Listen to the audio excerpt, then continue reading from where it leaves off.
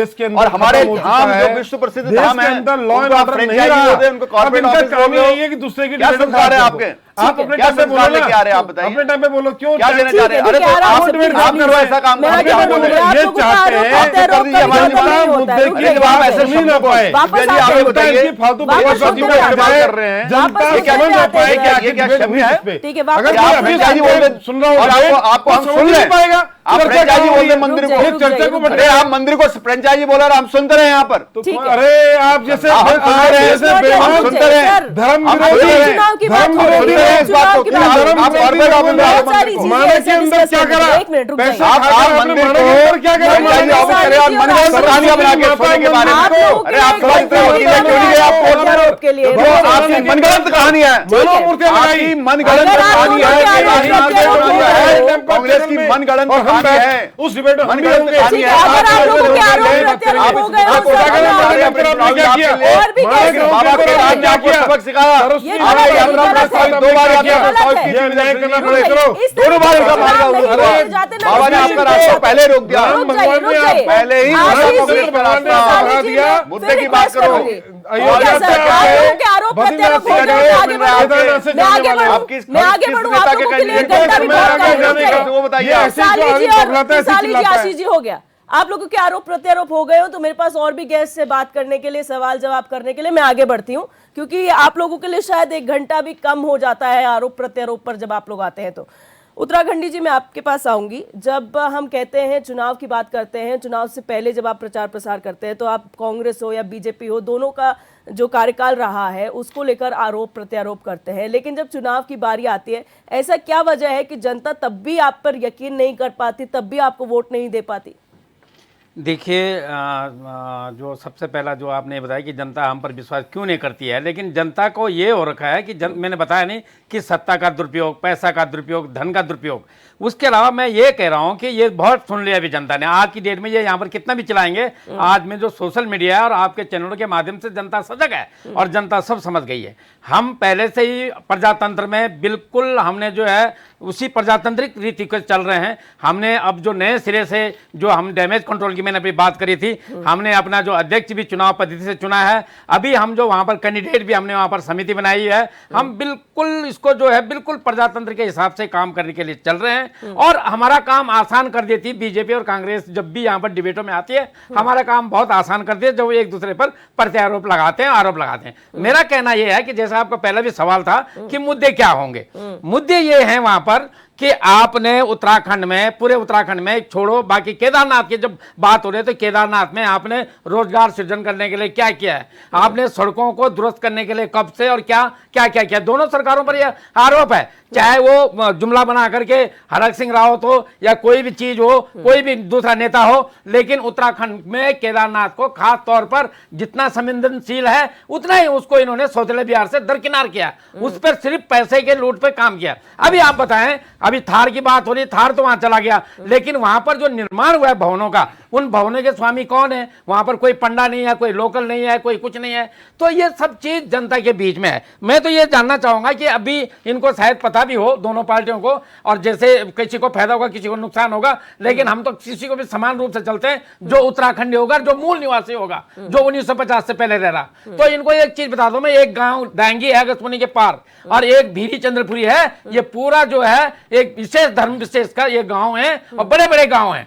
आपने जो हर के पीछे जिहाद जो वर्ड लगा रखा है, उससे आपने धर्म बांटने के काम कर रहे हैं। ऊपर से अभी जो बात हो रही थी कि भैया केदारनाथ को आप ले जा रहे हैं, उसमें डिबेट पहले हो चुका है, उसको अभी बोलने की जरूरत नहीं है। उसके बाद सोने की बात पहले से हो रखी है, उसके बाद अभी आपका जो सारे मामले पहले से हो रखे हैं, इसमें समय नष्ट करने की जरूरत नहीं है। लेकिन जनता सब समझ रही है और बहुत अच्छा है ये लोग आए यहाँ पर चिल्लाएं, आपने बात सुने ना, तो जनता को यही सुनने के लिए काफी है। मैं तो ये कह रहा हूं कि मूल में समझ रहे हैं, मूल में अगर मूल निवास शुरू हो जाता 2000 में जब हमारा उत्तराखंड बना था, इसमें अस्थायी निवास वाला हट जाता, मूल निवास होता और उसके बाद एक सशक्त कानून जो भू कानून बन जाता, तो शायद ये जो जिहाद वर्ड आज इनके लिए लगाने के लिए हो रहा, लड़ाने के लिए हो रहा, ये नौबत नहीं आती। इसके अलावा आज ये पूरी तरफ से विफल है।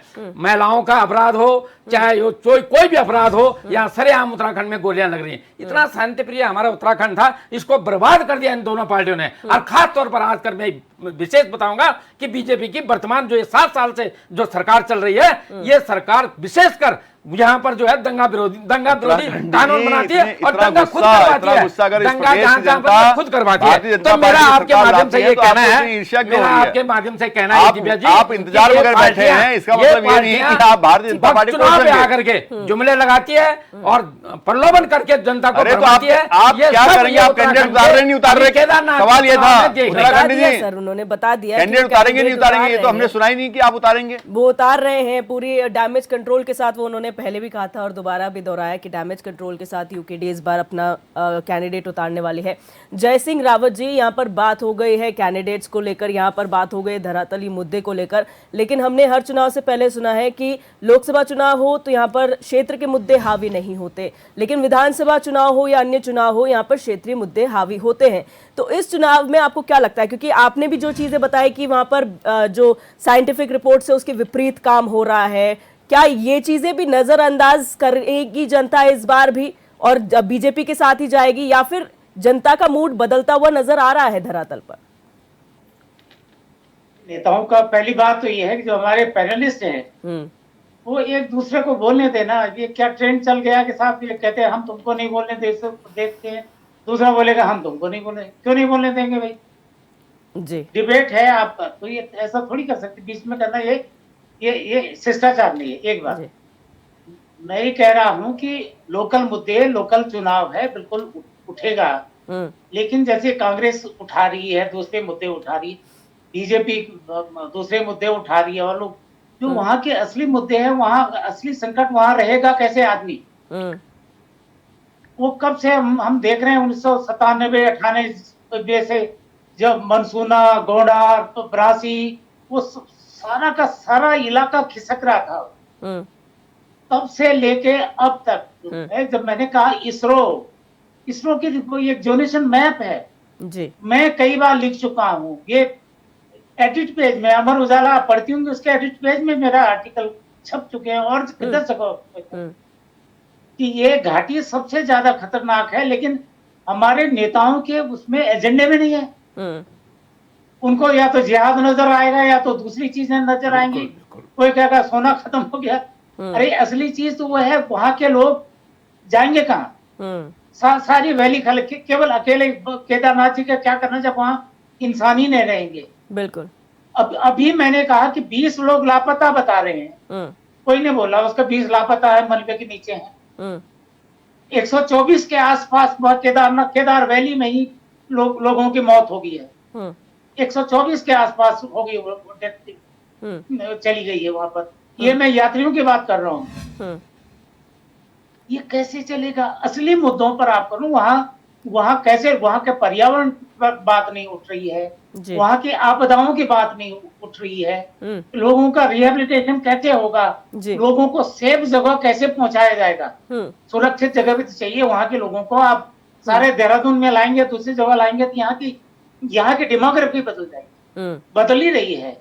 लोग कहाँ आ रहे हैं? स्लम्स में रह रहे हैं, या रिस्पना किनारे रह रहे हैं, या तो बिंदाल के किनारे। गरीब क्या करेगा वहां पर? उनको वहां जाके एक बार आया था, जब 2013 का आपदा आई थी, तो उसमें हुआ था कि हम मॉडल विलेज बनाएंगे। जी, विजय रघुनाथ उस समय वो थे मुख्यमंत्री, हम लोगों ने कवर किया उस समय, खूब छापा कि भाई अब यहाँ मॉडल आदर्श गांव बन रहे हैं, उनकी जगह लोगों को वहां सेटल किया जाएगा। जी, वो कहाँ गई योजनाएं? लोग ये नहीं कि अरे इस समय आपकी सरकार है, डबल इंजन की सरकार है, दिक्कत क्या होती है? दिक्कत ये होती है, माना उत्तराखंड की सरकार कहीं किसी को बसाना भी चाहेगी, कहाँ बसाएगी? फॉरेस्ट लैंड में बसाएगी। फॉरेस्ट लैंड में कहाँ से करेगी? भारत सरकार का है। तो दोनों के बीच में जब कोऑर्डिनेशन होगा तभी तो होगा। तो इन मुद्दों को अगर उत्तराखंड की सरकार भारत सरकार से, पर्यावरण मंत्रालय से जमीन, क्योंकि नहरें नहीं बन पाती, कई जगह क्या स्कूल नहीं बन पा रहा है, सड़क नहीं बन पा रही है, तब तो फॉरेस्ट एक्ट आ जाता है, बीच में आ जाता है। तो ये सारी दिक्कतें करें, इन चीजों पर भी तो बात होनी चाहिए। अच्छा, जो लोग चले गए उनका क्या? 6 महीने का जब तक केदारनाथ की यात्रा है तब तक तो है, बाकी क्या करेंगे लोग? तो फिर क्या करते हैं? एक ही समय में वसूल करते हैं। अरे एक एक खोखे पे रहने के 10-10, 15-15 हजार यात्रियों से लेते हैं लोग। क्या ये धर्म का काम है? क्या हम ठीक कर रहे हैं ये काम? बिल्कुल। लेकिन आखिर ऐसा क्यों कर 50 रुपए की रोटी, 100 रुपए का बोतल का पानी, हम्म इतना क्यों है? क्योंकि उनके पास वही 3-4 महीने, 6 महीने कहाँ होता, बीच में बरसात में तो यात्रा चलती नहीं। वो हम्म 3-4 महीने जो रहते हैं लोगों पर, वो सोचते हैं जितना वसूलो वसूलो, क्योंकि उन्होंने साल भर गुजारा करना। हम्म इन सारी चीजों पर जो मूलभूत आवश्यकता है, लोगों की जो जरूरत है, हम्म इमोशनल बातें, आप जात बिरादरी, अभी अभी देख लो, होने हैं ये टिकट वितरण में, देखो ना, फिर होना है, वो बात नहीं। बिल्कुल। दोनों जगहों से विद्रोह होना है, दोनों जगहों से मुझे लगता है कि हम्म भीतरघात होगा। हम्म ठीक है। तो क्योंकि जो असली मुद्दे हैं उन पर बात होती नहीं है। असल मुद्दे, नवीन पिरसाली जी, जी आपने अभी सुना और शुरुआत से लेकर अब तक जय सिंह रावत जी बहुत ऐसी बातें कर चुके हैं जो शायद नोटिस करने वाली आप दोनों या फिर आप सभी राजनीतिक दलों के लिए है। पहली बात उन्होंने कही 20 लोग लापता हैं, 100 से ज़्यादा लोगों ने अपनी जान अभी तक वहां पर गंवाई है, उसको लेकर क्या जवाबदेही है, और जो संवेदनशीलता केदारनाथ में बताई गई है साइंटिफिक रिपोर्ट्स में, उसको दरकिनार क्यों किया जा रहा है? देखिए दिव्यदर्शनी, जहाँ तक केदारनाथ जी के रिपोर्ट की बात है, चाहे वो वाडिया इंस्टीट्यूट की रिपोर्ट हो, चाहे इसरो की रिपोर्ट, चाहे किसी भी वैज्ञानिक रिपोर्ट हो, उस पर पूरी तरह से काम किया जा रहा है।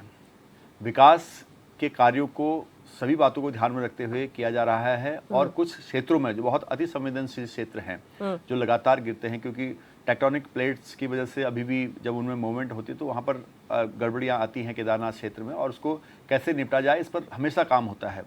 और उसको उसी वैज्ञानिक तरीके से वहाँ पर विकास किया जा रहा है। इसलिए बहुत तेज गति से उन क्षेत्रों में विकास नहीं किया जाता जहाँ पर पहाड़ खिसकने का डर रहता है। मैं जय सिंह रावत जी बहुत वरिष्ठ पत्रकार हैं और बहुत जानकारी उत्तराखंड समेत पूरे भारत की उनको है, पूरे विश्व की जानकारी है, और बहुत अच्छी बात भी है और अच्छा लगता है जब वो पैनल में होते हैं। तो मैं यहाँ पर उन्हीं के प्रश्नों के माध्यम से सबकी जानकारी के लिए बताऊं कि 1962 में जब भारत चीन युद्ध हुआ था, उस दौरान जो हमारे बॉर्डर एरियाज से लोगों को शिफ्ट कर दिया था तत्कालीन सरकारों द्वारा, तो आज जाके 1962 से 1924 में 62 साल बाद भारतीय जनता पार्टी की उत्तराखंड की सरकार जादोंग के गांव को फिर से दोबारा बनाने का काम कर रही है। ये अचीवमेंट भारतीय जनता पार्टी की सरकार का काम है। जो वाइब्रेंट विलेज का कार्यक्रम हमने चलाया है, उसमें जो जादोंग से शिफ्ट कर दिए गए थे उत्तरकाशी में, उनको वापस घर वापसी, वहां पर बॉर्डर एरिया में उनकी तैनाती के लिए, उन लोगों को ले जाने के लिए सरकार काम कर रही है। और आज 1 हफ्ता हो चुका है, उस पर काम शुरू हो चुका है। और अच्छा बहुत सर, जल्दी वो सारे घर आपने पूरे हो जादौंग जाएंगे। का एग्जाम्पल दिया, तो जी। 100 जो घोस्ट विलेजेस डिक्लेयर हो चुके हैं पहाड़ी क्षेत्रों के, उनका क्या, उनके देखिए रिहैबिलिटेशन का? सबका होगा। अगर अब अपने घर कोई जाना ही नहीं चाहता, देखिए क्या होता है, आपको समझना पड़ेगा विकास कैसे है।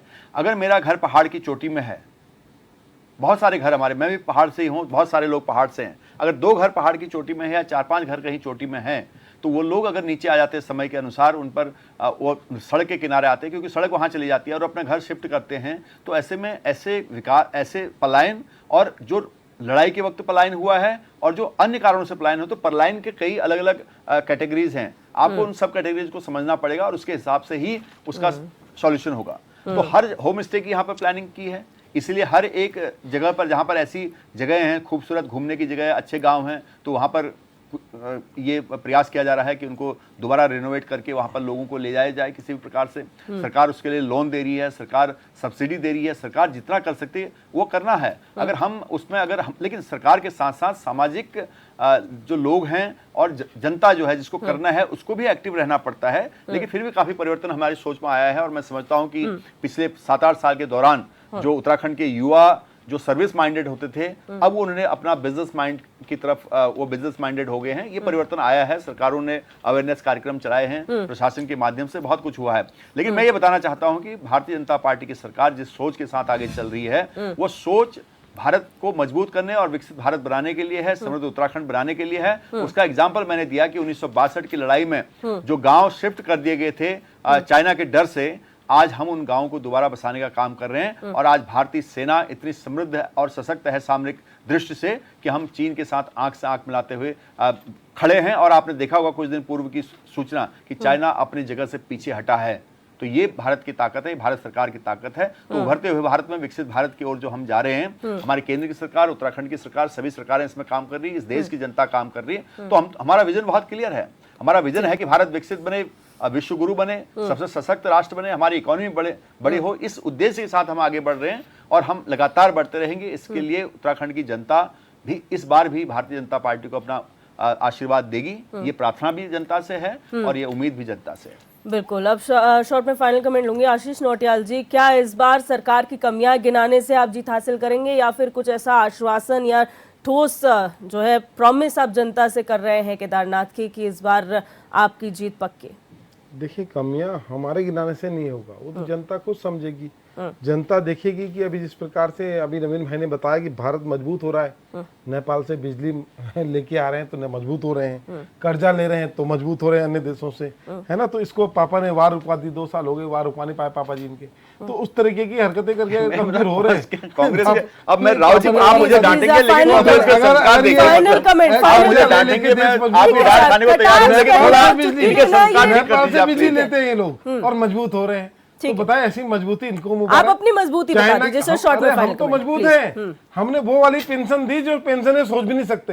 ये नई पेंशन लेके आ गए जिसके लिए फिर वो हड़ताल पे पेंशनर चले गए। कौन सी कंपनी की पेंशन फिर द्वारा तो ये तो वो लोग हैं जो देश को गुमराह करने और ठगने वाले लोग हैं। और बात करें मजबूत, भाजपा एक कारण बता दे भाजपा को वोट क्यों दे। ठीक है, मजबूत करने आपको को क्यों बता दिया, वोट दे जनता, एक ये कर्ज आप लेके बता मजबूत हो दीजिए। रहे। आपको क्यों वोट वो दे नहीं जनता, ये बताएंगे। बता हाँ, दीजिए। हमें क्यों वोट दें, हमें महिला सुरक्षा के लिए वोट दें। आज की डेट में आप देखें उत्तराखंड में क्या हाल हो गया, ऐसा आपने आज से पहले एक बार उठा लो, आपने ना देखा होगा उत्तराखंड के अंदर, देश के अंदर जिस प्रकार से महिला सुरक्षित है। देश की सुरक्षा हम उन सैनिकों को रखने की हिम्मत रखते हैं जो प्रॉपर सैनिक कहलाए जाते हैं। ये अग्निवीर रखते हैं क्योंकि इन पे पैसा नहीं है, देश को खाली कर दिया, हमें इसलिए वोट दें। हम पेंशन नहीं है इसलिए वोट दें। हम चोरी नहीं करेंगे सोना इसलिए वोट दें। हम मंदिरों के नाम पर राजनीति नहीं करेंगे इसके लिए वोट दें। हम रोजगार देंगे इसके लिए वोट दें। हम सरकारी नौकरी देने वाले लोग हैं इसके लिए वोट दें। तो भाईचारे के लिए वोट दें। हमारे लिए वोट देने बहुत कारण है और हमने करके दिखाया है। उत्तराखंडी जी, शॉर्ट में फाइनल कमेंट। बिल्कुल दिव्या जी, हमारे तो वही मुद्दे होंगे जिस मुद्दों पर, जिन चीज़ों पर हमने उत्तराखंड राज्य मांगा था वही हमारे मुद्दे हैं। और उन मुद्दों को लेकर हम केदारनाथ की विधानसभा के लिए अपने चुनाव में अपने कैंडिडेट उतारेंगे।